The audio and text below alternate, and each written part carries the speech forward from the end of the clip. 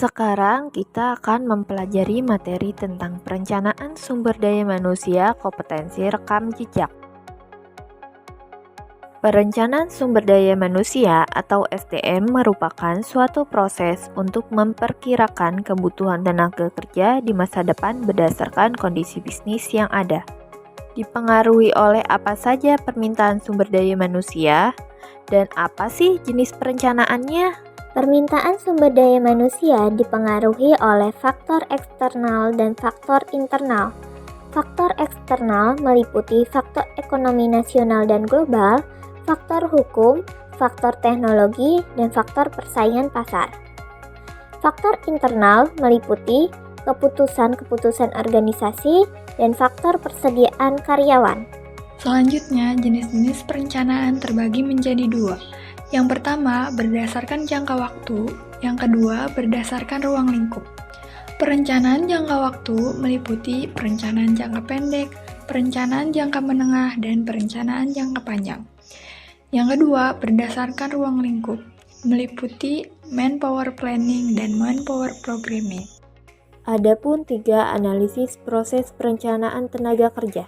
Yang pertama, analisis demand, meliputi analisis penyebab dibutuhkannya tenaga kerja, analisis rumah tenaga kerja, dan analisis kebutuhan tenaga kerja.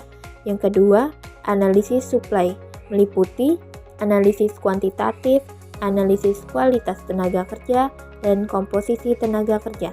Yang ketiga, analisis trend, meliputi metode ekstrapolasi dan indeksasi.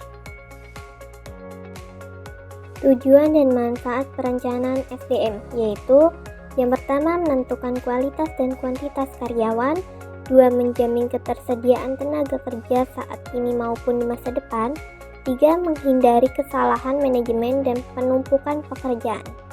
Selanjutnya, 2 faktor sumber suplai SDM. Yang pertama, faktor eksternal, berasal dari luar organisasi, dipengaruhi kondisi bisnis, ekonomi, dan pasar tenaga kerja, termasuk tenaga kerja baru, pengangguran, maupun karyawan dari organisasi lain. Yang kedua, faktor internal, berasal dari dalam organisasi, seperti promosi, mutasi, atau pengembangan karyawan lama.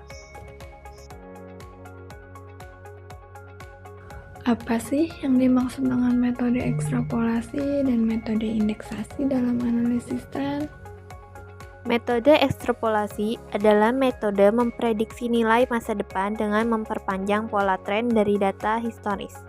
Sedangkan metode indeksasi adalah metode mengubah data menjadi angka indeks, biasanya tahun dasar, sama dengan 100, untuk melihat perubahan relatif dan memudahkan analisis tren.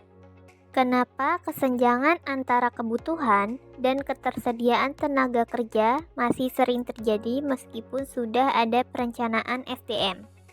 Kesenjangan tetap terjadi karena berbagai faktor, meliputi perubahan kebutuhan perusahaan yang cepat, ketidaksesuaian keterampilan tenaga kerja, data perencanaan SDM yang kurang akurat, proses rekrutmen yang lambat, serta kurangnya pelatihan yang tepat sasaran.